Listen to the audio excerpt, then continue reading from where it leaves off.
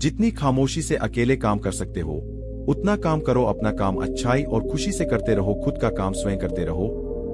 अकेले रहकर खुद को सुधार। यहाँ इस दुनिया में कोई भी तेरा नहीं है। ऐसा गौतम बुद्ध ने कई सालों पहले अपने शिष्यों को क्यों कहा था?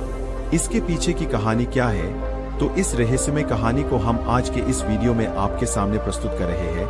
तो बिना देर किए चलिए वीडियो की शुरुआत करते हैं। स्वार्थी यानी कि स्वयं का अर्थ। जो इंसान स्वयं का अर्थ जानना चाहता है, जो खुद को समझना चाहता है, क्या वह इंसान आपकी नजर में गलत है? हम जब भी किसी को स्वार्थी कहते हैं तो उसका मतलब तो यही होता है कि वह आदमी स्वयं का अर्थ समझना चाहता है। तो फिर वह गलत कैसे हुआ? स्वार्थी शब्द दुनिया की नजर में, समाज की नजर में एक अलग ही नजरिए से समझा जाता है। अक्सर हम अपने आसपास ऐसे बेहद से लोगों को देखते हैं जो स्व से बहुत अच्छे प्रतीत होते हैं, यानी कि सब लोगों की मदद करते हैं, सबसे अच्छा व्यवहार रखते हैं। लेकिन इसके साथ हमने यह भी देखा होगा कि ऐसे लोग जो स्वभाव के अच्छे होते हैं, दूसरों की मदद करते हैं, वह दुखी भी ज्यादा रहते हैं।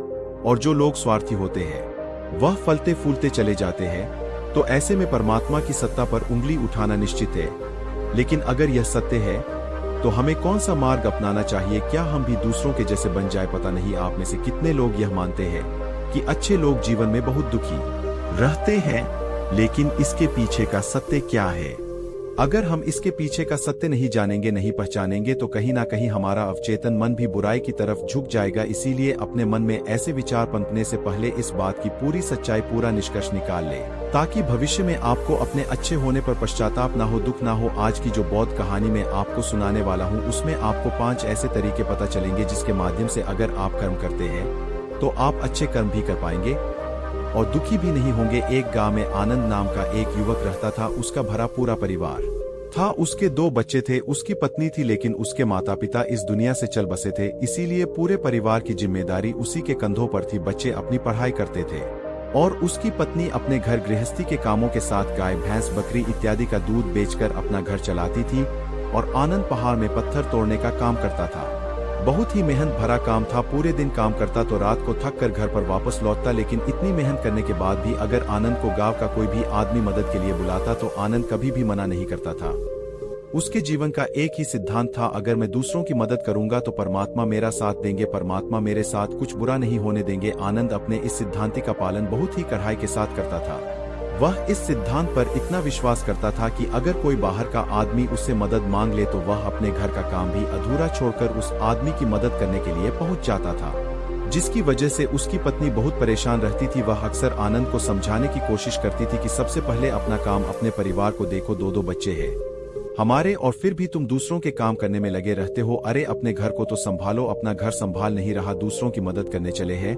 और जब ऐसी बातें आनंद के कानों में पड़ती तो उसके हृदय में कांटा चुभने लगता था और उन दोनों में लड़ाई झगड़ा शुरू हो जाता था। अक्सर उनके लड़ाई झगड़े का यही सबसे बड़ा कारण होता था। लेकिन ना तो आनंद अपने आप को बदल पाया और ना ही उसकी पत्नी ने उसको समझाना कभी बंद किया। इसी वजह से आए दिन उनके घर में क्लेश होता रहता था। जहां तक उस गांव वालों की बात थी तो वो आनंद के स्वभाव को जानते थे और वह जानबूझकर जो काम आसान भी होता था, जो उनके सामर्थ्य में भी होता था, उस काम के लिए भी वह आनंद को बुलाते थे ताकि उन्हें कम मेहनत करनी पड़े। कहने का अर्थ यह है कि गांव वाले आनंद की शिष्टाचार का फायदा उठाते थे, लाभ उठाते थे और सब पीछे से उसका मजाक उड़ाते थे, उसे बेवकूफ कहते थे। ऐसे ही समय बीता रहा और एक दिन आनंद की पत्नी बहुत ज्यादा बीमार पड़ गई। आनंद से जो कुछ भी सेवा हो सकती थी उसने वह सब अपनी पत्नी के लिए किया। उसने गांव के वैद्य को बुलाकर अपनी पत्नी की जांच करवाई, लेकिन यह रोग उस वैद्य की पकड़ के बाहर था। इसीलिए उस वैद्य ने कहा कि तुम अपनी पत्नी को नगर में जाकर किसी बड़े वैद्य को दिखाओ तो तुम्हारी पत्नी की जान बच सकती है। जल्द से जल्द नगर पहुंचने की व्यवस्था करो, नहीं तो तुम्हारी पत्नी के प्राण संकट में हो जाएंगे। यह सुनकर आनंद के पैरों तले जमीन फिसल गई। उसने यह नहीं सोचा था कि उसकी पत्नी के प्राण संकट में है। वो सोच रहा था कि कोई साधारण सा रोग होगा जिसका इलाज हो जाएगा। लेकिन जब उसने वैद्य की यही बात सुनी तो वह घबरा गया। अब पत्नी को नगर तक कैसे लेकर जाए, क्योंकि उसके पास इतना धन नहीं था कि वह अपनी पत्नी के लिए घोड़ा गाड़ी करके उसमें अपनी पत्नी को लिटा कर नगर में ले जा सके। उसकी पत्नी की हालत बिल्कुल चलने की भी नहीं थी, इसलिए उसे नगर पहुंचाने के लिए किसी घोड़ा गाड़ी की जरूरत थी। संयोग से उसके पड़ोसी धनमोड़ा गाड़ी थी। वह अक्सर व्यापार के लिए अपनी घोड़ा गाड़ी नगर में लेकर जाया करता था। इसीलिए आनंद के मन में विचार आया कि मैं धनमोड़ा गाड़ी ले सकता हूँ। धनमोड़ा गाड़ी लेने के लिए धनमिल इंसान था। वह बिना किराए के अपनी घोड़ा गाड़ी अपने सगे संबंधियों के लिए भी नहीं ले जाता था। तो आनंद की तो दूर दूर की बात रही। जब आनंद ने उससे घोड़ा गाड़ी के बारे में पूछा तो उसने यह कहकर उसका यह काम टाल दिया कि मेरे घोड़े बहुत ज्यादा बीमार है, वह शायद बच भी मुश्किल से पाएंगे, 5 दिनों से वह कुछ नहीं खा रहे। तो ऐसे में बेचारा घोड़ा गाड़ी लेकर कहाँ नगर तक पहुंच पाएगा। हाँ, अगर तुम कुछ धन की व्यवस्था कर सकते हो, तुम अपने एक मित्र की घोड़ा गाड़ी तुम्हारे लिए मंगवा सकता हूँ। यह सुनकर आनंद परेशान और चिंतित हो गया, क्योंकि उसके पास धन तो था ही नहीं, का मतलब उसकी पत्नी बड़े नगर में वैद्य के पास इलाज के लिए पहुंच ही नहीं पाएगी। उलझन भरे हुए विचार लिए हुए जब आनंद वापस आ रहा तो उसने एक दिल दहलाने देने वाला दृश्य देखा। उसने देखा कि धनमोड़ा भी नहीं रहे थे, वही घोड़े गांव का ही एक युवक उसकी बात से खोलकर बाहर ला रहा था और गाड़ी में उसको जोत रहा था। यह देखकर पहले तो आनंद को कुछ समझ में नहीं आया। उसके बाद जब आनंद ने उस युवक से पूछा तो उसने बताया कि धनमोड़ा गाड़ी उसे किराए पर दी है। यह सुनकर आनंद का दिल टूट गया। उसने कभी सपने में भी नहीं सोचा था कि उसका सबसे अच्छा मित्र धनमंडी आनंद वहां से जल्दी से लौट जाता है और गांव के ही एक सेठ के पास जाकर कुछ धन उधार लेकर धनमिल की घोड़ा गाड़ी मंगवा देता है, जिसके बाद वह अपनी पत्नी को वैद्य के पास नगर में ले जाता है। जब उसकी पत्नी का इलाज चल रहा था तो आनंद यही सोच रहा था कि एक वह दिन था जब धनमिल हो गई थी और धनमिल मुंह नहीं आया था, तब मैं ही उसके परिवार की देखरेख किया करता था। हाय, कैसा दुर्भाग्य है यह, जिसके लिए मैंने इतना कुछ किया उसने एक घोड़ा गाड़ी देने से मुझे मना कर दिया, और वो भी तब जब मेरी पत्नी जिंदगी और मौत के साथ खेल रही थी। कुछ देर बाद वैद्य बाहर आकर आनंद को एक बहुत बुरी खबर देता है। वह आनंद को बताता है कि उसकी पत्नी को कर्क रोग हो चुका है और इसका कोई भी इलाज नहीं है, उसके पास कुछ समय ही शेष बचा है। यह सुनकर आनंद दुखी होकर वहीं जमीन पर बैठ गया। उसकी पूरी दुनिया उजड़ने वाली थी और उसे कोई रास्ता नजर नहीं आ रहा था। कुछ समय बाद उसकी पत्नी चल बसी और अब दोनों बच्चों की जिम्मेदारी उसके कंधों पर आ गई थी। लेकिन यहाँ पर आनंद के सारे सिद्धांत टूट चुके थे, उसके सारे भरम खत्म हो चुके थे। अब उसके दिमाग में एक ही बात थी कि अच्छा कर्म करने से परमात्मा साथ नहीं देता, बल्कि जो बुरे लोग हैं वह लोग फलते फूलते हैं, और इस बात का मैं सबसे बड़ा गवाह हूँ। यह विचार अक्सर उसके दिमाग में चलते रहते थे और इसी वजह से उसका मन धीरे धीरे सन्निष्ठ हो गया, देश दुनिया से दूर हट गया। और एक दिन ऐसा भी आया जब वह अपने बच्चों को अपने ने रिश्तेदारों के पास छोड़कर इस देश दुनिया को त्याग कर एक सन्यासी बनने के लिए घर से निकल पड़ा। उसने गांव में किसी को कुछ नहीं बताया, किसी को नहीं पता था कि आनंद अचानक कहाँ गायब हो गया। सन्यास की दीक्षा लेने के लिए वह एक बौद्ध भिक्षु के पास पहुंचता है। बौद्ध भिक्षु उस समय ध्यान में बैठे हुए थे। ध्यान से बाहर आने के बाद वह बड़े ध्यान से आनंद के चेहरे को देखते हैं और उससे सन्यासी बनने का कारण पूछते हैं। इस पर आनंद उन्हें अपनी पूरी आप बीती सुना देता और कहता है कि हे महात्मा, इस दुनिया से मुझे कुछ भी हासिल नहीं हुआ, मेरा मन इस दुनिया से विरक्त हो चुका है। जब अपने दोस्तों ने ही मेरा साथ नहीं दिया तो इस दुनिया में रहने का क्या मतलब, और इसी वजह से मैं सन्यासी बनना चाहता हूँ। यह सुनने के बाद बौद्ध भिक्षु ने उपदेश देना शुरू किया। उन्होंने कहा कि याद रखना बेटा, जीवन से विरक्त होकर सन्यासी बनना तुम्हें परम सुख तक कभी नहीं पहुंचा सकता, परमानंद तक कभी नहीं पहुंचा सकता। तुम दुनिया से अपने मन पर एक बोझ लेकर विरक्त हुए हो, तुम दुनिया से परमात्मा की खोज करने के लिए विरक्त नहीं हुए हो। इस भ्रम में कभी मत रहना तुम संसार से विरक्त हुए हो, क्योंकि संसार ने तुम्हें धोखा दिया ऐसा तुम्हें लगता है। इसीलिए तुम परमात्मा पर कभी विश्वास नहीं कर पाओगे और ना ही उन पर अपनी पूर्ण आस्था बना पाओगे। इसीलिए सन्यासी होने का भी तुम पूरा लाभ कभी नहीं उठा पाओगे। सन्यासी होने का लाभ तब मिलता है जब हमारी प्रभु में, परमेश्वर में, परमात्मा में पूर्ण आस्था बन जाती है। मैं तुमसे पूछता हूँ, या तुम्हारी आस्था परमात्मा में है? यह सुनकर आनंद कहता है कि हे महात्मा, मैं तो दुनिया देखकर आया हूँ कि जो बुरे कर्म करता है वह फलता फूलता है, और जो अच्छा काम करता है उसे कुछ भी नहीं देता, परमात्मा उसे दुख ही दुख देता है। इसीलिए मैं परमात्मा पर अपनी पूर्ण आस्था कैसे बना सकता हूँ? यह सुनकर उस बौद्ध भिक्षु ने कहा कि यही तो मैं तुम्हें समझाना चाहता हूँ कि तुम पूरी ऊर्जा अपनी सन्यासी जीवन में लगाओ और उसके बाद भी तुम्हें फल प्राप्त ना हो तो तुम्हें कैसा लगेगा। इसीलिए किसी की भी मदद करने के लिए 5 सिद्धांत तुम्हें बताता हूँ। यह 5 सिद्धांत समझकर संसार में वापस लौट जाओ और संसार में एक ग्रस्त जीवन जियो। उसके बाद ही सन्यासी जीवन का उदय होता है, जब हम अपने ग्रस्त जीवन को पूर्ण रूप से समझ लेते हैं और अपनी जिम्मेदारियों का निर्वाह कर देते हैं। यह कहकर बौद्ध भिक्षु ने कहना शुरू किया कि जब भी तुम किसी की सहायता करते हो, किसी की मदद करते हो, तो उसमें सबसे पहली बात, सबसे पहला सिद्धांत जो ध्यान में रखने का होता है वो होता है कि किसी की मदद करते वक्त, किसी की सहायता करते वक्त कभी भी उससे उम्मीद मत रखना। यह मत सोचना कि आज मैंने इसकी सहायता कर दी, मदद कर दी, तो कल बदले में यह भी मेरी सहायता करेगा, मेरी मदद करेगा। अगर तुम ऐसा सोचोगे तो तुम्हें जीवन में दुखों का सामना करना ही पड़ेगा, क्योंकि एक नहीं तो दूसरा, या दूसरा नहीं तो तीसरा, कोई ना कोई तुम्हारी उम्मीद जरूर तोड़ेगा। और वास्तविकता में वह मदद या वह सहायता नहीं होती, वो हमारे लालच का ही एक रूप होता है। हम उसकी सहायता या मदद निर्भर तरीके से नहीं कर रहे हैं। हमारे मन में लालच का भाव है, हमारे मन में बदले का भाव है। हम यह सोचकर मदद करते हैं कि इसकी मदद कर देता हूं तो कल यह मेरा भी मदद करेगा, और यही लालच हमें अक्सर उन लोगों की मदद करने पर विवश करता है जो किसी ना किसी रूप में धनवान होते हैं, क्योंकि हमें लगता है कि कल यह आदमी धन के द्वारा मेरी मदद कर सकता है, और इसीलिए जिस इंसान को वास्तविकता में मदद की आवश्यकता है, हो सकता है वह गरीब हो, लेकिन हमारा मन अपने लालच के वशीभूत होकर उसकी मदद कभी नहीं करेगा। इसीलिए किसी की मदद और किसी की सहायता करने के अपने विचार को विस्तार दो। केवल एक प्रकार के वर्ग के लिए आप अपनी सहायता या अपनी मदद पेश मत करना, उन सबके लिए समान होनी चाहिए।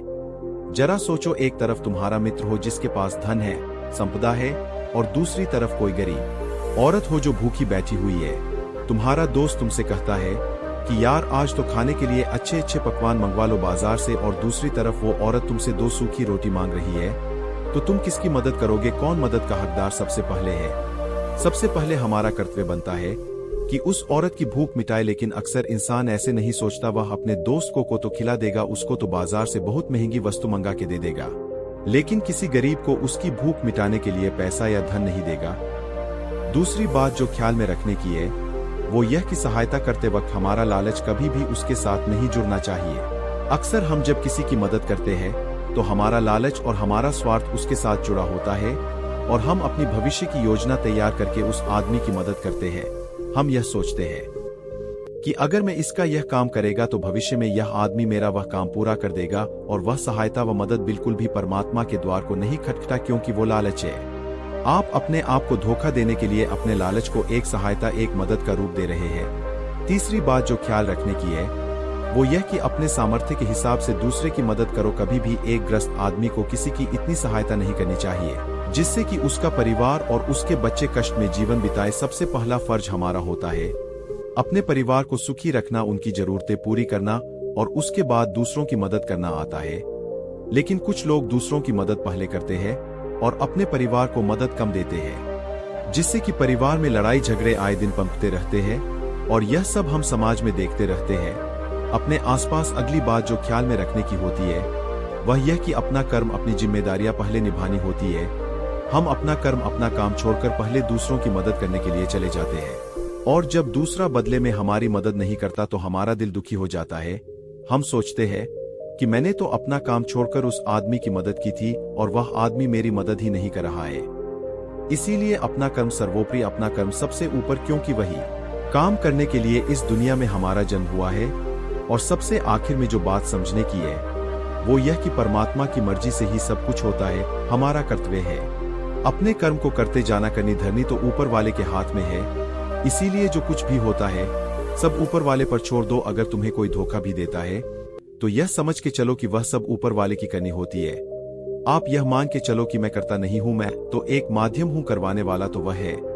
उसके सामने किसकी मर्जी चली। जब यह आस्था, यह विश्वास हमारे मन में पनपने लगता है तो हमारी सारी शिकायतें दूर हो जाती है, क्योंकि इस दुनिया में जो भी होता है अच्छे के लिए होता है। जो भी हो रहा है अच्छे के लिए हो रहा है, और जो भी होगा अच्छा ही होगा। चाहे हमारी बुद्धि आज वर्तमान में इस सिद्धांत को ना समझ पाए, लेकिन जीवन में कभी ना कभी किसी ना किसी मोड़ पर आपको जरूर यह एहसास होगा कि जो हुआ था वो अच्छे के लिए ही हुआ था। इसीलिए सारी शिकायतें दूर कर दो और बस अपना कर्म करते जाओ। अपने ग्रस्त जीवन को पूर्ण रूप से झलो, और उसके बाद ही सन्यासी जीवन की नींव होती है।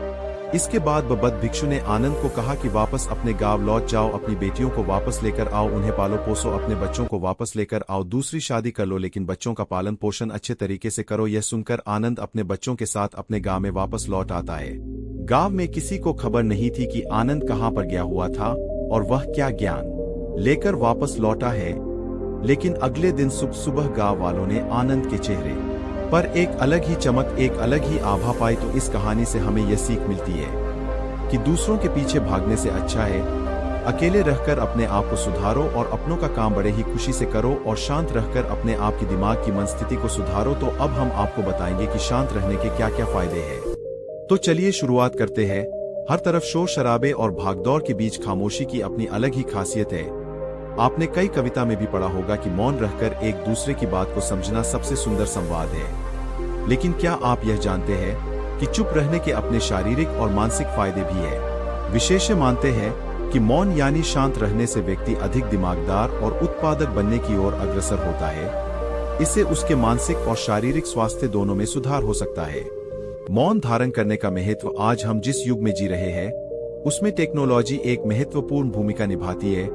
जहां लोग एकांत की खोज में लगे रहते वो खुद को इन्हीं टेक्नोलॉजी को कहीं गुम कर देते हैं। लेकिन मौन को मन में बैठाने की दिशा में पहला कदम यह है कि आप अपने मानसिक स्वास्थ्य को अन्य सभी पहलुओं से बढ़कर समझें और फिर उन तकनीकों को शामिल करने का सचेत प्रयास करें जो आपको मौन रहने की आत्मीय उदारता और शक्ति का अनुभव करने की अनुमति दे। गाड़ियों के बेतहाशा हॉर्न से लेकर आसपास बजने वाले म्यूजिक ऑन डिमांड शो और लोगों की छत पटर से लेकर आपकी बिल्डिंग के ऊपर से उड़ते हुए हवाई जहाज की आवाज तक हर तरफ एक घना शोर है जिसमें दूसरों की तो क्या कभी कभी खुद की भी आवाज नहीं सुन पाते। आपके अंतर्मन की आवाज जिसे सुनने से आपके जीवन की आधी दिमाग को कंट्रोल करने का काम करती है। इसके लिए आप यह स्टेप्स अपना सकते हैं। पहला स्टेप, सबसे पहले आराम की अवस्था में बैठ जाए और अपनी आंखों को रिलैक्स करते हुए मूंद ले। दूसरा स्टेप, अब अपनी सांसों पर पूरा ध्यान केंद्रित करें। अपनी सांस के उठने और गिरने की गति पर ध्यान दें और अपना दिमाग बाहरी शोर से दूर सिर्फ और सिर्फ अपनी सांसों पर केंद्रित कर। तीसरा स्टेप, अपनी सांसों पर ध्यान देना आपके पूरे शरीर को शांत करता है,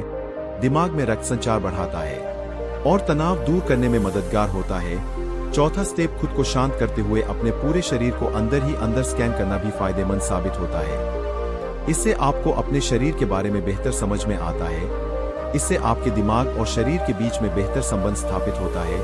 हम उम्मीद करते हैं कि यह जानकारी आपके काम आएगी। तो चलिए जानते हैं हमारे शब्दों में कितनी ताकत होती है, एक कहानी के माध्यम से। तो चलिए उस कहानी की शुरुआत करते हैं। जो लोग बुद्धिमान हैं वह यह जानते हैं कि शब्द हथियार की तरह होते हैं जिनसे किसी को भी बचाया जा सकता है या किसी को भी मारा जा सकता है।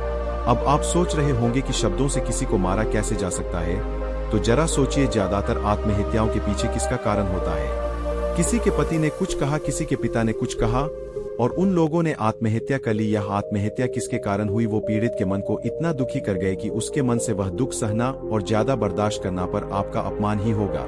जरा तुम खुद सोचो, जब कोई बीमार आदमी अपनी बीमारी के बारे में चर्चा कर रहा हो और आपको उस बीमारी के बारे में कोई भी ज्ञान नहीं है, लेकिन फिर भी आप व्यर्थ में बेकार में उसे ऐसी ऐसी औषधियों बता रहे हैं जिनका उसकी बीमारी से कोई तालमेल ही नहीं है, तो ऐसे में आप अपनी प्रतिष्ठा अपने हाथों से खो रहे होते हैं और आपको पता ही नहीं होता। ऐसी परिस्थिति में आदमी को हमेशा सुनना चाहिए। ध्यान से सुनना भी एक कला होती है।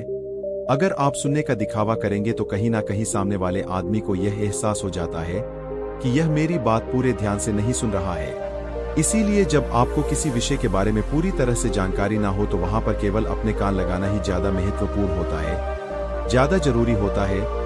आप उस इंसान की बातें ध्यान से सुन सकते हैं और इसी बीच आप दोनों के बीच एक संबंध पैदा होगा और उस संबंध सच्चा होगा क्योंकि आपने उसके बात को बड़े ही ध्यान से सुना है और इस बात का पता सामने वाले को भी होता है। तो हम बिना कुछ बोले सिर्फ सुनने मात्र से किसी को अपना दोस्त बना लेते, अपना मित्र बना सकते हैं। इस बात को हमेशा ध्यान में रखना। दूसरी जगह जहां इंसान को हमेशा चुप रहना चाहिए वह है खाना खाते वक्त। खाना इंसान को हमेशा चुप रहकर खाना चाहिए, मौन रहकर खाना चाहिए। महात्मा बुद्ध और उनके भिक्षु हमेशा चुप रहकर भोजन करते हैं, शांत भाव से भोजन करते हैं, परिपूर्ण होकर भोजन करते हैं, पूरी तरह से करते हैं, एक एक टुकड़े का स्वाद लेकर भोजन करते हैं। और ऐसा भोजन जब आपके शरीर में पहुंचता है तो वह आपके अंग तक ऊर्जा पहुंचाता है। अक्सर हम भी बोलो पूरे होश में रहकर, बोलो पूरे आनंद के साथ, बोलो पूरे प्रेम के साथ, बोलो ऐसी वाणी बोलो जो दूसरे के दिल को ठंडक पहुंचाती हो, दूसरे के मन को भी शांत कर देती हो। और वह तभी संभव है जब आप प्रतिपल होश में रहकर बोले। इसके बाद वह युवा लड़का बौद्ध भिक्षु के सामने नतमस्तक हो गया और उनको प्रणाम करते हुए अपने घर वापस लौट गया। अब हम जानेंगे महात्मा गौतम बुद्ध के अनुसार अपने मन को जल्दी से जल्दी वश में कैसे किया जाए। तो चलिए जानते हैं गौतम बुद्ध से शांति के फायदे तो आपको पता चल गए। अब गौतम बुद्ध के अनुसार अपने मन को कैसे संयमित किया जाए, चलिए उसके बारे में जानते हैं। भगवान गौतम बुद्ध कहते थे, यह संसार एक माया जाल है जो कि मनुष्य को अच्छाई भी दिखाता है और बुराई भी दिखाता है, कभी सुंदरता दिखाता है तो कभी दुर्बलता दिखाता है। कभी यह संसार मनुष्य को आकर्षित करता है और कभी कभी मनुष्य को इतना उलझा देता है कि मनुष्य को खुद के जीवन का ध्यान ही नहीं रहता। इसलिए संसार के माया जाल से बचने के लिए भगवान गौतम बुद्ध कहते हैं, जो पुरुष अपने खुद के इंद्रियों से कभी नहीं हारा वह संसार से या पूरे ब्रह्मांड के किसी भी चीज से कभी हार ही नहीं सकता। वह मनुष्य जहां भी हो उसकी विजय निश्चित है। दोस्तों, आपको बता दें कि इंद्रियों का मतलब होता है कान, नाक, त्वचा, जीभ, हाथ। इन 5 शरीर के भागों को मुख्य इंद्रियां कहा जाता है। इन इंद्रियों को जो पुरुष या स्त्री अपने मन से संयमित कर पाते हैं, वह पुरुष या स्त्री बड़ी ही आसानी से संसार के महासागर को पार कर लेते हैं या कि किसी भी चीज से वह आकर्षित नहीं होते और अपना कर्म बड़े ही विश्वास के साथ करते रहते हैं। ऐसे ही मनुष्य संसार में या इस लोक में या परलोक में बार बार विजय होते रहते हैं। तो चलिए जानते हैं कि हमारे मन को कैसे वश में किया जाए ताकि हम इस संसार के माया जाल में फिर से ना फंसे। भगवान गौतम बुद्ध कहते हैं, मन को वश में करने के लिए सबसे पहले आपको यह जानना होगा कि आपके शरीर से श्रेष्ठ आपकी इंद्रियां होती है, आपकी इंद्रियों से श्रेष्ठ आपका मन होता है और आपके मन से श्रेष्ठ आपकी बुद्धि होती है और अंतः बुद्धि से श्रेष्ठ आपका आत्मा होता है और आत्मा से भी श्रेष्ठ परमात्मा होते हैं, यानी भगवान होते हैं। तो अगर आपके मन को वश में करना है तो सबसे पहले आपकी बुद्धि में यह विचार करें कि मैं आज से बुरे कामों के बारे में सोचूंगा भी नहीं और मेरे अच्छे काम विश्वास से करता रहूंगा। दोस्तों, अगर आप बुरी आदतों के बारे में सोचोगे ही नहीं तो वह आदतें आपकी बुद्धि पर हावी नहीं होगी और आप कभी गलत काम नहीं करोगे। तो सबसे पहली बात तो यह है कि अपने बुद्धि में से बुरी आदतों को निकाल दो और अपनी बुद्धि में जो भी आपका काम है उस काम के बारे में विचार डालना शुरू कर दो। फिर आपकी बुद्धि आपके मन को आपके काम के बारे में संदेश देगी। तो देखा दोस्तों, मन को वश में करने के लिए सबसे पहले आपको अपनी बुद्धि को अपने काम के बारे में ज्ञान देना होगा और बुद्धि में से बुरी आदतों को बिल्कुल निकलना होगा, यानी कि उनके बारे में सोचना ही छोड़ना होगा। तब जाकर आप अपने मन को वश में अवश्य ही कर पाओगे और जब आप पूर्णता आप अपने मन को वश में कर लोगे तब आपके लिए सुख दुख, सर्दी गर्मी और मान अपमान सब एक जैसा होगा और आप इस दुनिया के माया से परे हो जाओगे। आपको कोई भी चीज आकर्षित नहीं कर पाएगी, उल्टा आपसे ही लोग आकर्षित होंगे और आप जैसा भी काम करते हैं लोग भी आपको देखकर वैसा ही काम करेंगे और लोगों को आप एक आकर्षित और बुद्धिमान मनुष्य लगोगे। इसलिए हमारे भागवत गीता में भगवान कृष्ण ने यह कहा है कि मन का सारा खेल है, मन के हारे हार है और मन के जीते जीत है। ऐसा ही हमारे भगवान बुद्ध ने और ना जाने कितने सफल लोगों ने कहा है। भगवान बुद्ध ने कहा है कि जिसने अपने मन को वश में कर लिया है उसकी जीत को देवता भी हार में नहीं बदल सकते हैं। अर्थात मन को वश में करने का नाम ही आत्म संयम है, जिसका अर्थ है अपने आप को वश में करना, अर्थात मन, वचन और कर्म पर अधिकार प्राप्त करना ताकि शरीर से कोई अशुभ कार्य न होने पाए, जिससे कोई अपशब्द न निकले और मन में कभी अशुभ विचार न उठने पाए। यदि मनुष्य अपनी इंद्रियों का प्रयोग उचित ढंग से करता है तो ही उस मनुष्य को दूसरों को ज्ञान देने का अधिकार है। यदि उसका अपने मन पर अधिकार नहीं है, उचित और अनुचित का ज्ञान नहीं है, तो वह मनुष्य के पद से गिरकर अन्य योनियों में गिने जाने योग्य हो सकता है। एक कथन है कि हम जैसा सोचते हैं वैसा ही बन जाते हैं। वास्तव में यह विचार नहीं अपितु विचारों का संसार है। हमारी सोच और विचारों का प्रभाव हमारे मन पर गहरा असर छोड़ देता है। मनुष्य के मन में विचार ही बार बार उभर कर आते हैं जो मनुष्य को दिशा देने का काम करते हैं। विचार ही मस्तिष्क को गति प्रदान करते हैं और गलत विक्रोध की ओर जाने को विवश करते हैं। यह हमारी भूल है कि हम सोचते हैं कि वचनों की कोई शक्ति नहीं है। संसार में जो भी हुआ, जो भी हो रहा है और जो भी होगा सब हमारे कर्म के प्रभाव से हुआ है और जो हो सकता है और आगे जो होगा वह कर्म की शक्ति से होता है, वह विचारों की शक्ति होती है। यदि हमारे अंदर आत्म संयम नहीं है तो आत्मिक का धन हमारे हाथ नहीं आ सकता है। हम इंद्रियों के जाल में फंसकर पहले तो निर्मल होंगे, फिर अपमानित होते हुए पहले अपना अनिष्ट करेंगे और फिर किसी और का करेंगे। यह सच है कि जो लोग दूसरों के लिए सोचते हैं उनका मन विश्वासपूर्ण विचारों का स्रोत है। इसलिए यदि बुराई से बचना हो तो अपनी दिशा को भलाई की और मोड़ देना चाहिए। वास्तव में यदि आप जीतना ही चाहते हैं तो सबसे पहले आत्म संयम की आदत डाल ले, क्योंकि संयम का अर्थ ही है अपनी बिखरी हुई शक्तियों को निश्चित दिशा देना। मान लीजिए जिस कार्य को नहीं करना है और जब उसे ही करने के लिए मन आकर्षित करता है तो आप उसे प्रयास पूर्वक रोकने के लिए मन बना ले, उसे ही आत्म संयम कहते हैं। संयम का अर्थ है जब हम आकर्षणों की ओर जाने के लिए हमारा मन सहज रूप से रुक जाए। गांधी जी ने कहा था कि अनुशासन और बलिदान के बिना मुक्ति की आशा नहीं की जा सकती है। लेकिन यह बात भी सच है कि लोग अक्सर गुस्से में विवेक शून्य होकर तुरंत अपने आत्म संयम को गुस्से में खो देते हैं। यह सच है कि समय बीतने के साथ लोगों के आत्म संयम में भारी कमी आई है। इसके गंभीर परिणाम सामने में मन लगा ही नहीं पाता और देखते ही देखते जब मैं उन नकारात्मक विचारों के सामने हार जाता हूँ तो मैं अपनी किताबें बंद कर देता हूँ और फिर ऐसे ही कहीं पर निकल जाता हूँ, कभी अपने मित्रों के साथ तो कभी अपने आस पड़ोस के लोगों के साथ। अपना काफी समय यूं ही खराब कर देता हूँ। हालांकि भीतर से तो मैं चाहता हूँ कि मैं पढ़ाई करूँ, अन्यथा मुझे इसका परिणाम भोगना होगा, लेकिन मैं चाहकर भी पढ़ाई कर नहीं पा रहा, और ऐसा करीब पिछले 2 महीनों से मेरे साथ हो रहा है।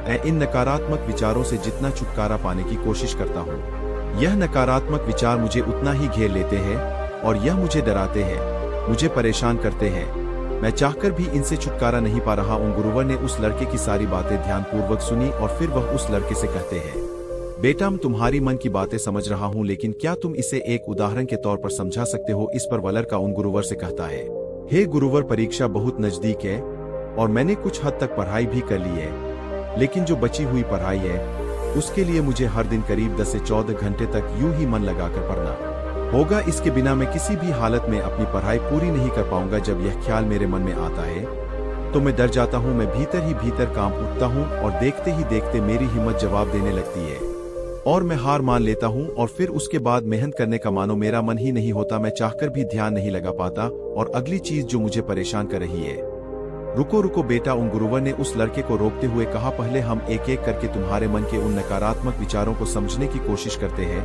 उन चिंताओं के पास जाने की कोशिश करते हैं, उनसे कुछ सीखने की कोशिश करते हैं। इतना कहकर गुरुवर उस लड़के से कहते हैं, बेटा, तुम यह कहना चाहते हो कि तुम्हें इस बात की चिंता है कि तुम अपनी बची हुई पढ़ाई कैसे पूरी करोगे? तुम एक दिन में इतनी मेहनत कैसे करोगे? तो क्या तुम्हें इस चिंता के पीछे कहीं ना कहीं शिकायत नहीं नजर आ रही? उन गुरुवर की यह बात सुनकर वो लड़का थोड़ा सा हिचकिचाहट, इस पर वह गुरुवर मुस्कुराते हुए उस लड़के से कहते हैं, बेटा, जब पढ़ाई करते वक्त तुम कहीं पर अटक जाते हो और बची हुई पढ़ाई के बारे में जब तुम सोचते हो तब तुम खुद से शिकायत करते हो कि मैं तो कमजोर हूँ, मैं इतनी मेहनत नहीं कर सकता, मैं भला यह कैसे सकते हैं? बेटा, अब मुझे यह बताओ, इस चिंता के पीछे शिकायत क्या है? वह लड़का उन गुरुवर की बात मानते हुए कुछ देर के लिए उन विचारों पर सोचता है, लेकिन उसे कुछ भी समझ नहीं आता। तभी गुरुवर उस लड़के से कहते हैं, बेटा, तुम खुद से शिकायत कर रहे हो कि तुमसे गलती हुई है और अब मैं इसे सुधार नहीं सकता। तो ऐसा लगता है कि गलती होना मतलब हार मानना, लेकिन जरा अपने आप से पूछो कि जो शिकायत अपने आप से कर रहे हो यह कोई सच है या केवल सोच? इस पर वह लड़का कुछ देर सोच विचार करने के बाद उन गुरुवर से कहता है, हे गुरुवर, गलती मतलब हार मानना होता है। यह तो मेरी एक सोच है, लेकिन सच क्या है? इस पर गुरुवर उस लड़के से कहते हैं, बेटा, जब तुम संघर्ष करोगे तो तुम्हें खुद ही पता चल जाएगा। लेकिन अब मेरा यह प्रश्न है कि मुझे यह बताओ कि इस चिंता के पीछे का सकारात्मक संदेश क्या है? इस पर वह लड़का कुछ देर फिर से सोच विचार कर उन गुरुवर से कहता है, इस चिंता के पीछे का सकारात्मक संदेश यह है कि अब मैं यह गलती दोबारा नहीं होने दूंगा। मैं अपने जीवन में ऐसी स्थिति कभी दोबारा आने ही नहीं दूंगा जहां मेरी तैयारियां कम पड़ जाए और मैं हार मान बैठूं। आगे वह लड़का उन गुरुवर से कहता है, हे गुरुवर, चिंता के पीछे का यह सकारात्मक संदेश मुझे मिल चुका है। आपसे मैं ऐसी गलतियां कभी नहीं होने दूंगा, हमेशा सीखता रहूंगा। ऐसे में सही कर्म करने के पीछे ध्यान दूंगा, हर कर्म को सही समय पर करूंगा। इतना कहकर वह लड़का उन गुरुवर से फिर कहता है, हे गुरुवर, उस सकारात्मक संदेश को स्वीकार करने के बाद मुझे अब बहुत अच्छा लग रहा है। मैंने कभी नहीं सोचा था कि इन चिंताओं के पीछे जो सकारात्मक संदेश होते हैं वह इतने ज्यादा शक्तिशाली होते हैं। आगे वह लड़का उन गुरुवर से कहता है, हे गुरुवर, कृपया करके मुझे मैं ऐसी गलतियां दोबारा ना करूं। आगे लड़का उन गुरुवर से अपनी अगली चिंता बताते हुए कहता है, हे गुरुवर, मुझे इस बात की बहुत चिंता होती है। इतनी पढ़ाई करने के बाद भी यदि मेरा चयन न हुआ तो मेरे रिश्तेदार, मेरे पड़ोसी और मेरे गांव वाले क्या कहेंगे? इस पर गुरुवर मुझे एक बार और इसे अच्छे से समझाइए, मैं इसे अच्छे से समझना चाहता हूँ ताकि मैं ऐसी गलतियां दोबारा ना करूं। आगे लड़का उन गुरुवर से अपनी अगली चिंता बताते हुए कहता है, हे गुरुवर, मुझे इस बात की बहुत चिंता होती है। इतनी पढ़ाई करने के बाद भी यदि मेरा चयन न हुआ तो मेरे रिश्तेदार, मेरे पड़ोसी और मेरे गांव वाले क्या कहेंगे? इस पर गुरुवर मुस्कुराते हुए उस लड़के से कहते हैं, बेटा, चिंता के पीछे की शिकायत देखो। इस पर वह लड़का कुछ देर शांत हो गया और कुछ देर सोच विचार करने के बाद वह गुरुवर से कहता है, हे गुरुवर, मैं खुद से कह रहा हूँ कि लोग मुझे पसंद करेंगे तो ही मैं खुद को पसंद करूंगा। इसका अर्थ यह हुआ कि मैं दूसरों की सोच मुझ पर निर्भर हूँ, मैं दूसरों के हाथों की कठपुतली हूँ और मुझे इस बात की चिंता हो रही है। हे गुरुवर, मैं सोच रहा हूँ मैं जो इस शिकायत के पीछे का संदेश समझ पा रहा हूँ वह सच है या केवल सोच? इस पर वह गुरुवर एक बार फिर उस लड़के से कहते हैं, बेटा, यदि तुम दूसरों की नजरों से खुद को नापो तो हमेशा खुद को छोटा ही पाओगे, क्योंकि छोटे लोग दूसरों के बारे में छोटा ही सोचते हैं। और इसी के विपरीत सच यह है कि यह तुम्हारा काम है कि तुम खुद की इज्जत करो, जो भी तुम कार्य कर रहे हो उसकी इज्जत करो और खुद पर भरोसा करो, यही सच है। तुम अपने बारे में कैसा महसूस करते हो, खुद पर कितना विश्वास करते हो, केवल और केवल यही मायने रखता है। आगे गुरुवर उस लड़के से कहते हैं, अब मुझे यह बताओ कि इस चिंता के पीछे का सकारात्मक संदेश क्या है। इस पर वह लड़का उन गुरुवर से कहता है, हे गुरुवर, इस चिंता के पीछे का सकारात्मक संदेश यही है कि हमें नकारात्मक विचारों से बचकर रहना चाहिए और हमें ऐसे विचार सोचने चाहिए, ऐसे विचारों पर ध्यान देना चाहिए जो हमें शक्ति दे। आगे वह लड़का कहता है, इस शक्तिशाली संदेश के लिए आभारी हूं। हमेशा सतर्क रहने की और अच्छे विचारों पर बार बार ध्यान देने की जिम्मेदारी को मैं स्वीकार करता हूं। आपसे केवल और केवल मैं खुद पर विश्वास करूंगा, अपने कर्मों पर विश्वास करूंगा और मैं यह देखूंगा कि मैं क्या कर रहा हूं और मुझे क्या करना चाहिए, क्या मैं सही राह पर हूं या नहीं। स्वीकार करता हूं कि आज से केवल मैं अपनी नजरों से खुद को देखूंगा, कौन मेरे बारे में क्या कह रहा है, इससे मुझे कोई फर्क नहीं पड़ने वाला। इतना कहकर वह लड़का उन गुरुओं से कहता है, हे गुरुवर, मेरी समस्या तो सुलझ गई, अब मुझे बहुत अच्छा लग रहा है, मैं बहुत हल्का महसूस कर रहा हूं। इस पर वह गुरुवर उस लड़के से कहते हैं, बेटा, जो भी तुमने अभी कुछ कहा है उसे तुम याद रखना और इसे कहीं पर लिख लेना और इस पर तत्काल कार्य करना, ताकि तुम हर दिन यह देख सको कि तुम किस प्रकार नकारात्मक विचारों के प्रति सतर्क हो और तुम किस प्रकार प्रेरणा देने वाले विचारों पर ध्यान केंद्रित कर पा रहे हो। आगे वह गुरुवर उस लड़के से कहते हैं, ठीक इसी प्रकार तुम एक छोटी सी कार्यवाही करके खुद को यह एहसास दिला सकते हो, खुद को याद दिला सकते हो, खुद को साबित कर सकते हो कि तुम चिंता और शिकायतों से कहीं बड़े हो।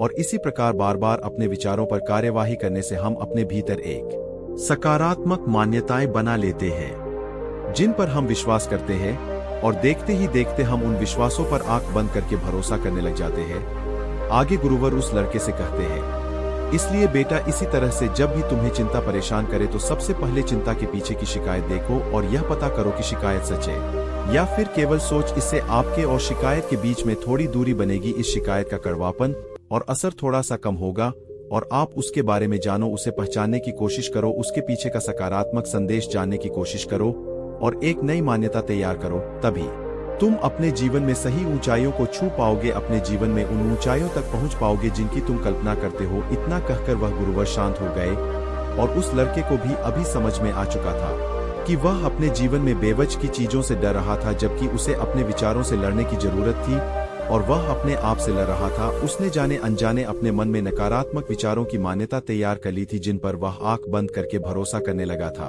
किंतु उसे तो अपने सकारात्मक विचारों पर ध्यान केंद्रित करना चाहिए था। इसके बाद उस लड़के ने गुरुवर को प्रणाम किया और वापस घर लौट आया। अब से वह दिन रात मेहनत करने लगा, खूब मन लगाकर पढ़ाई करने लगा और जब उसके मन में कोई नकारात्मक विचार उत्पन्न होते तो वह उस नकारात्मक विचारों के पीछे का संदेश समझता और खुद से उन गलतियों को स्वीकार करता जिससे उसके मन में सकारात्मक ऊर्जा का निर्वाह होता और अपनी कमजोरियों को ताकत बनाकर वह आगे बढ़ता जाता। उम्मीद है आपको यह कहानी पसंद आई होगी। आप अपने सुझाव कमेंट बॉक्स में जरूर दीजिएगा। दोस्तों, आपसे एक निवेदन है, कृपया आप हमारे दूसरे चैनल को सब्सक्राइब कर लीजिए जिसका लिंक डिस्क्रिप्शन में मिल जाएगा, जिस पर आपको जीवन को बदल देने वाली कहानियां सुनाई जाएगी। तो मिलते हैं एक नई कहानी में। धन्यवाद और नमो बुद्धाय।